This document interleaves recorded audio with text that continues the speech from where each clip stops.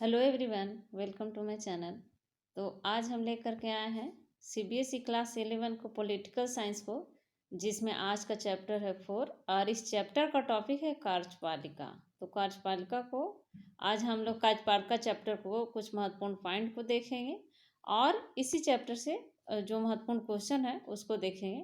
तो आइए जानते हैं कार्यपालिका। सबसे पहले कार्यपालिका क्या है। तो कार्यपालिका विधायिका, कार्यपालिका और न्यायपालिका, ये सरकार का 3 अंग होता है। कार्यपालिका, विधायिका और न्यायपालिका सरकार के 3 अंग है। ये तीनों मिलकर के, कार्यपालिका और विधायिका, न्यायपालिका तीनों मिलकर के शासन का कार्य करते हैं तथा कानून व्यवस्था बनाए रखने और जनता का कल्याण में योगदान देते हैं। तीनों जो ये अंग है इस सरकार का, विधायिका, कार्यपालिका और न्यायपालिका, तीनों मिलकर के शासन का कार्य करते हैं और कानून व्यवस्था बनाए रखने तथा जनता का कल्याण में योगदान देते हैं। संविधान यह सुनिश्चित करता है कि ये सभी एक दूसरे से तालमेल बनाकर काम करें। इसलिए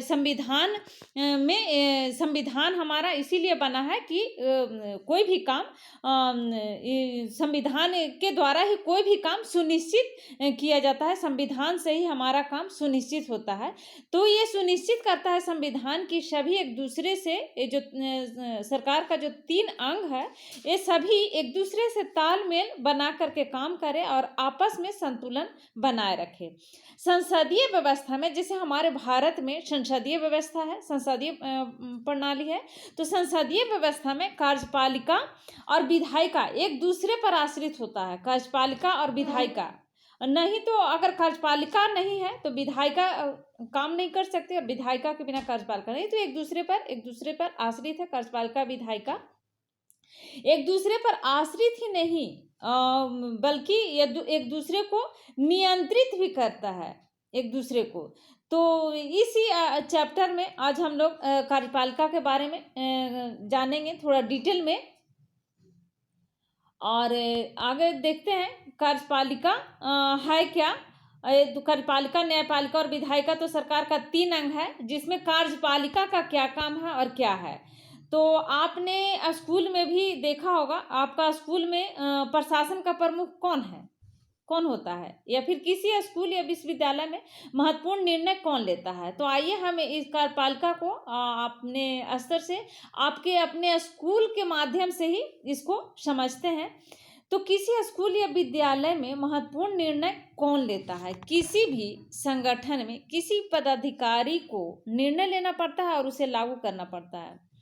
तो हम इस क्रिया को प्रशासन या प्रबंधन कहते हैं। लेकिन प्रशासन के लिए संगठन के शीर्ष पर एक ऐसा समूह होना चाहिए जो बड़े या फिर नीतिगत निर्णय ले सके, जो बड़ा निर्णय ले सके या फिर नीति के अनुसार निर्णय ले सके और दैनिक प्रशासनिक कार्यों की देखरेख तथा उनमें तालमेल बैठा सके। तो ऐसे हर संगठन में कुछ लोगों का समूह होता है और ये लोग उस संगठन के मुख्य प्रशासनिक या कार्यपालिका अधिकारी के रूप में काम करते हैं। आपने शायद बड़ी कंपनियों या फिर बैंकों या फिर औद्योगिक इकाइयों के प्रशासनिक अधिकारियों के बारे में भी सुना होगा और उसमें से कुछ पदाधिकारी नीतियों, नियमों, कायदों के बारे में निर्णय लेते हैं, तो कुछ उसे संगठन में लागू करते हैं। तो कार्यपालिका का अर्थ व्यक्तियों के उस समूह से है जो कायदे कानूनों को संगठन में रोजाना लागू करते हैं। सरकार के मामले में भी एक संस्था नीतिगत निर्णय होती है। ठीक उसी प्रकार से जैसे आपने स्कूल में देखा कि स्कूल में भी एक निर्णय लेने वाला होता है, लागू करने वाला होता है, बड़ा निर्णय लेने वाला होता है, उसको सुनिश्चित करने वाला होता है। तो उसी प्रकार से सरकार के मामले में भी एक संस्था नीतिगत निर्णय लेती है और नियमों, कायदों के बारे में तय करती है। दूसरी उसे लागू करने की जिम्मेदारी निभाती है। एक तो निर्णय लेता है और दूसरा लागू करने की जिम्मेदारी निभाती है। तो सरकार का वह अंग जो इन नियमों, कायदों को लागू करता है और प्रशासन का काम करता है, उसे ही कार्यपालिका कहा जाता है। तो कार्यपालिका को हम अच्छी तरह से समझ गए हैं। आगे जो महत्वपूर्ण पॉइंट है कार्यपालिका चैप्टर से, उसको अब हम देखते हैं। तो इसमें जो महत्वपूर्ण पॉइंट है वो पहला पॉइंट है कि सरकार के प्रधान और उनके मंत्रियों को राजनीतिक कार्यपालिका कहते हैं और वे सरकार की सभी नीतियों के लिए उत्तरदायी होते हैं। और दूसरा पॉइंट है कि अध्यक्षात्मक व्यवस्था में राष्ट्रपति, राज्य और सरकार दोनों का ही प्रधान होता है। तो राष्ट्रपति राज्य का और सरकार का ये अध्यक्षात्मक व्यवस्था में इस प्रकार की होती है। राष्ट्रपति जो है राज्य का और सरकार का दोनों का प्रधान होता है। तो जापान में संसदीय व्यवस्था है जिसमें राजा देश और प्रधानमंत्री सरकार का प्रधान होता है। राजा देश का और प्रधानमंत्री सरकार का प्रधान होता है। जापान में इस तरह की व्यवस्था संसदीय व्यवस्था। इटली में एक संसदीय व्यवस्था वह है जिसमें राष्ट्रपति देश का और प्रधानमंत्री सरकार का प्रधान होता है। रूस में एक अर्ध अध्यक्षात्मक व्यवस्था है जिसमें राष्ट्रपति देश का प्रधान और राष्ट्रपति द्वारा नियुक्ति प्रधानमंत्री सरकार का प्रधान होता है। जर्मनी में अगर हम देखें तो जर्मनी में एक संसदीय व्यवस्था है जिसमें राष्ट्रपति देश का नाम मात्र का प्रधान और चांसलर सरकार का प्रधान होता है। संसदीय व्यवस्था में प्रधानमंत्री का सरकार प्रधान होता है। तो 1978 में श्रीलंका में संविधान का संशोधन करके अध्यक्षात्मक कार्यपालिका लागू की गई श्रीलंका में 1978 में। उसके बाद नेक्स्ट पॉइंट को हम देखते हैं। तो इस नेक्स्ट पॉइंट में है कि राष्ट्रपति 5 वर्ष के लिए चुना जाता है। हमारे भारत में भी राष्ट्रपति को 5 वर्ष के लिए चुना जाता है।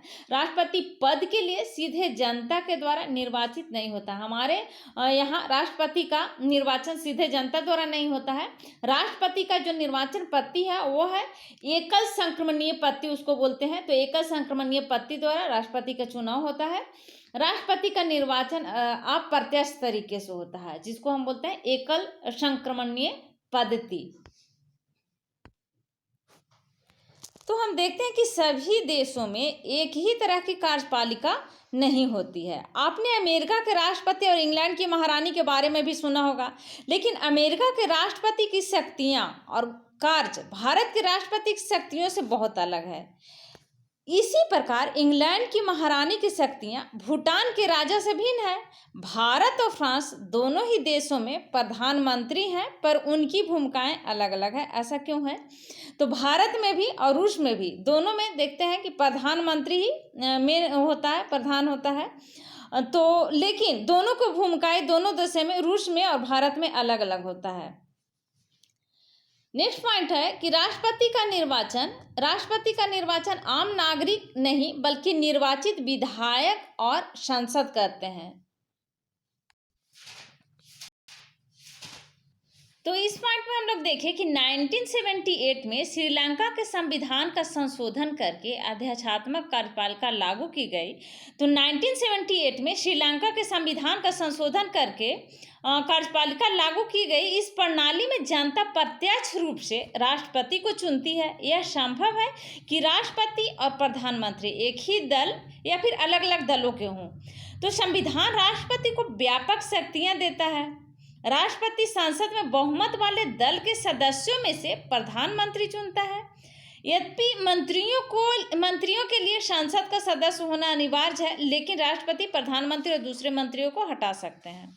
राज्य का निर्वाचन प्रधान और सशस्त्र सेनाओं का प्रधान सेनापति होने के अतिरिक्त राष्ट्रपति सरकार का भी प्रधान होता है। तो श्रीलंका में राष्ट्रपति 6 वर्ष के लिए चुने जाते हैं और उसे संसद की कुल सदस्य संख्या के 2/3 बहुमत से पारित प्रस्ताव के द्वारा ही हटाया जा सकता है। यदि वह प्रस्ताव संसद के कम से कम आधे सदस्यों द्वारा पास किया जाए और संसद का अध्यक्ष भी संतुष्ट हो कि आरोपों में दम है, तो संसद का अध्यक्ष उसे सर्वोच्च न्यायालय में भेज सकता है। लेकिन हमारा भारत में है राष्ट्रपति को ऐसे हम लोग नहीं हटा सकते। राष्ट्रपति को हटाने के लिए महाभियोग लगाना पड़ता है।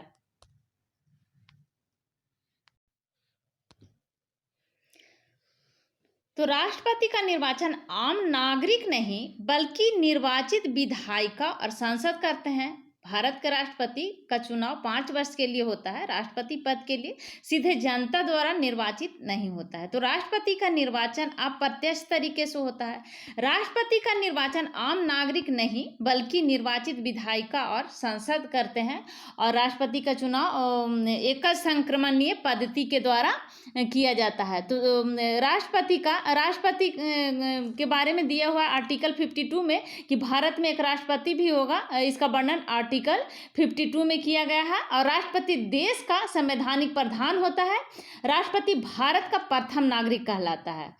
तो राष्ट्रपति पद की योग्यता के बारे में अगर हम जाने तो राष्ट्रपति पद की योग्यता के लिए संविधान का अनुच्छेद इसका आर्टिकल 58 के में दिया गया है। राष्ट्रपति की योग्यता के बारे में इसका वर्णन किया गया है। राष्ट्रपति की योग्यता के बारे में आर्टिकल 58 में दिया गया है, कोई व्यक्ति राष्ट्रपति होने योग्य तब होगा जब वह भारत का नागरिक होगा और 35 वर्ष की आयु पूरी कर चुका होगा। तो लोकसभा और क्या है कि लोकसभा का सदस्य निर्वाचित किए जाने योग्य होगा और चुनाव के समय लाभ के पद पर कोई भी किसी प्रकार का लाभ के पद पर वह नहीं होगा। तो राष्ट्रपति के निर्वाचन के लिए निर्वाचक मंडल इसका जो वर्णन है वो आर्टिकल 54 में है। इसमें राज्यसभा, लोकसभा और राज्य के विधानसभाओं के निर्वाचित सदस्य होते हैं राष्ट्रपति के निर्वाचन के लिए।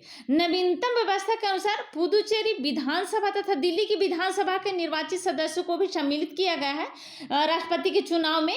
तो राष्ट्रपति पद के उम्मीदवार के लिए निर्वाचक मंडल में 50 सदस्य प्रस्तावक तथा 50 सदस्य अनुमोदक होते हैं।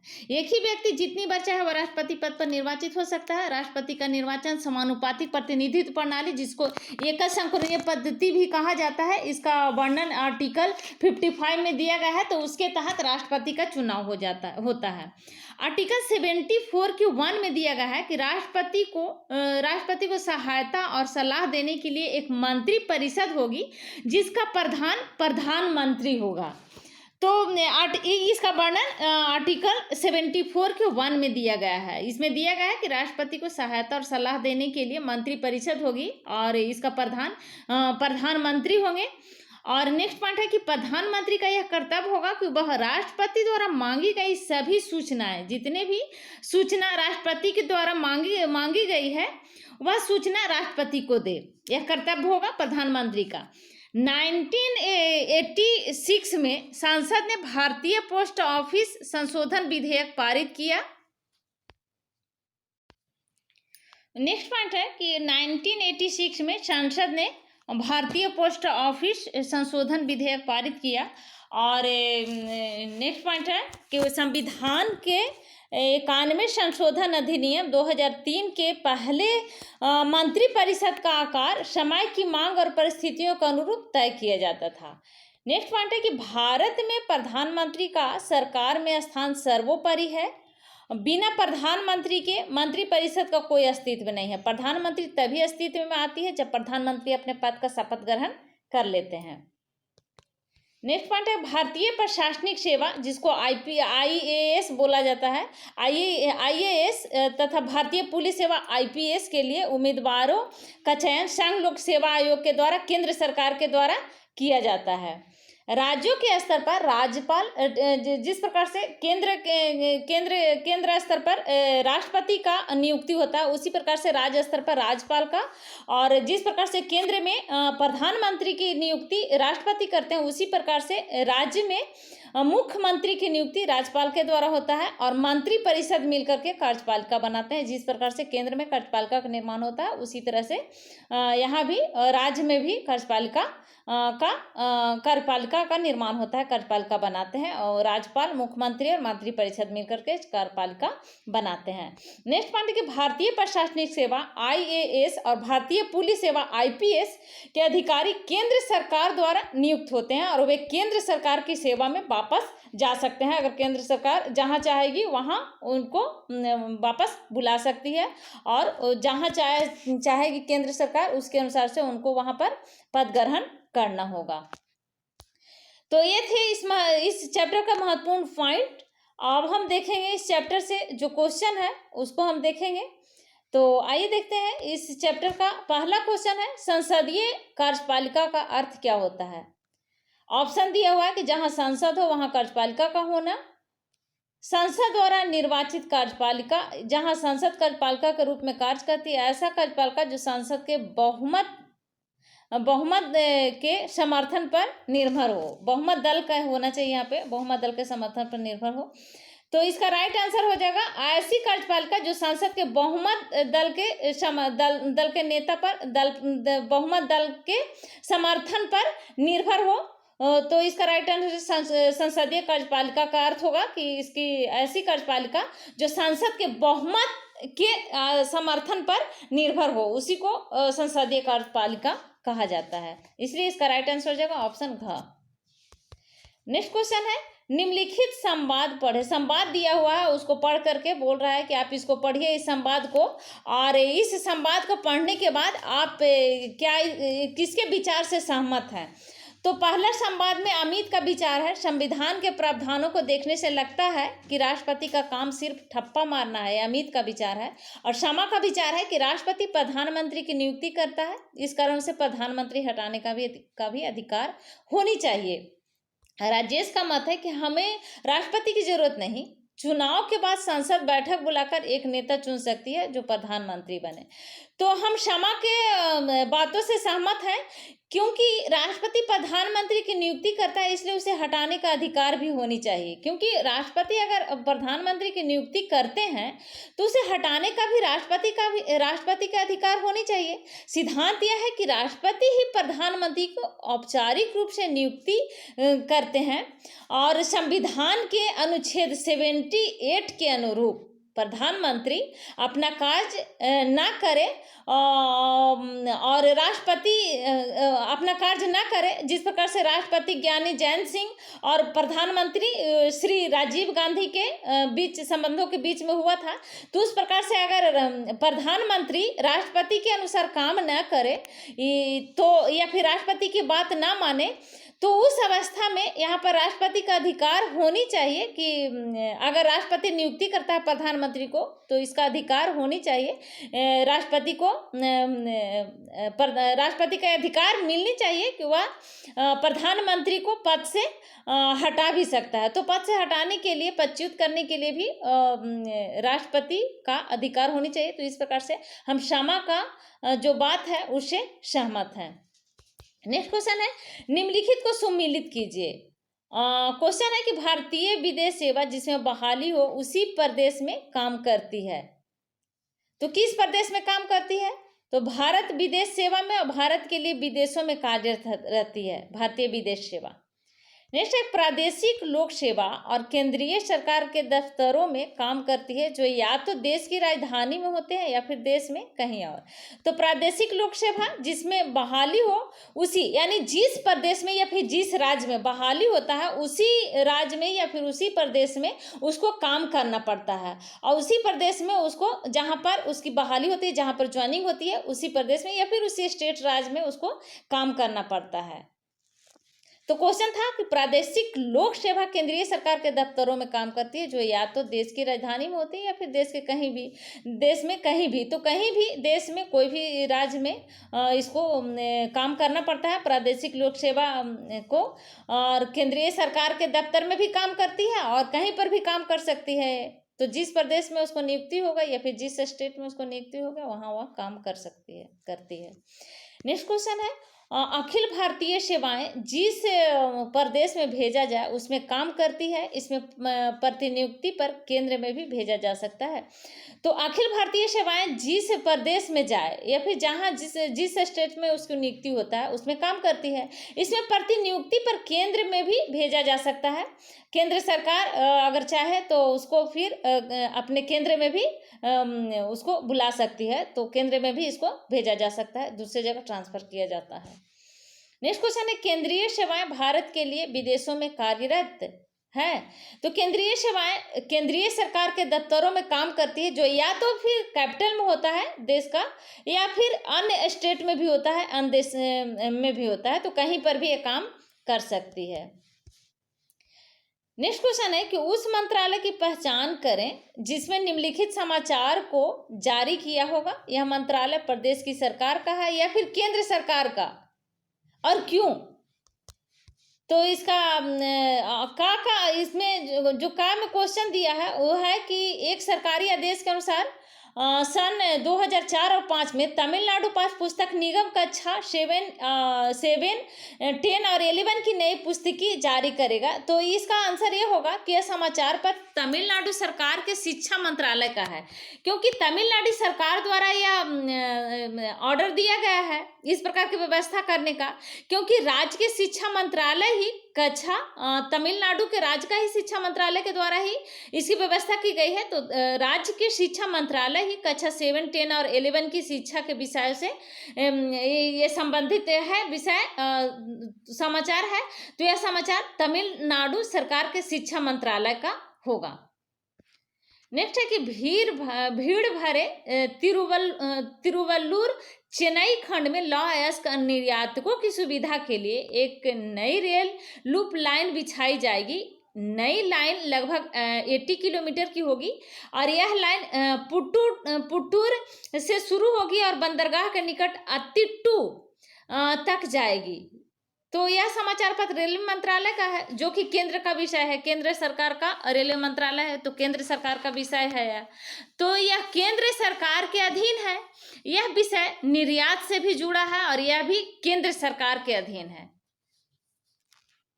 नेक्स्ट क्वेश्चन है रामेयमपेट मंडल में किसानों की आत्महत्या घटनाओं की पुष्टि के लिए गठित 3 सदस्यीय उप विभागीय समिति ने पाया कि इस माह आत्महत्या करने वाले 2 किसान फसल के मारे जाने से अधिक समस्याओं का सामना कर रहे थे।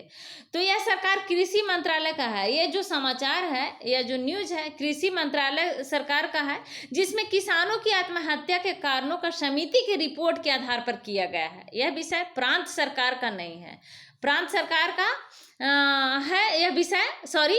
यह जो विषय है प्रांत सरकार का है। यह सरकार कृषि मंत्रालय के द्वारा, प्रांतीय सरकार, स्टेट सरकार, जो भी स्टेट का होगा तो वह सरकार के द्वारा किया गया है। रामेयमपेट मंडल में किसानों की आत्महत्या की घटना की पुष्टि के लिए गठित 3 सदस्यीय उप विभागीय समिति के द्वारा यह इसको लाया गया है। इस समिति ने इसको रिपोर्ट दिया है कि किसान जो है और फसल मारे जाने के कारण आर्थिक समस्याओं का सामना कर रहे थे, जिसके कारण आत्महत्या यहाँ पर इतने किसान जो है आत्महत्या किए हैं। तो यह सरकार के, यह जो समाचार है कृषि मंत्रालय का है और यह विषय जो है प्रांत सरकार का है। तो इस प्रकार से इसको हम देखते हैं कि किसानों की आत्महत्या के कारणों का जो समिति की रिपोर्ट है, रिपोर्ट का आधार जो है, इसका जिस आधार पर रिपोर्ट तैयार किया गया है, यह विषय प्रांत सरकार का है।